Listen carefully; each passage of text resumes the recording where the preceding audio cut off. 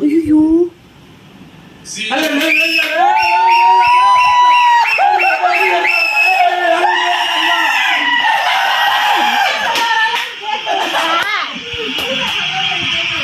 பேசுங்களே.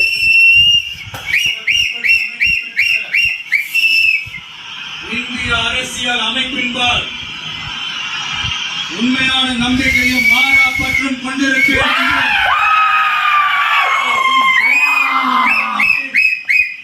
ஒப்பில்லாத முழு முதல் ஆட்சியையும் ஒருமையையும் தமிழ்நாட்டு அரசின் முதலமைச்சராக படியும் என் கடமைகளை நிறைவேற்றுவேன் என்றும்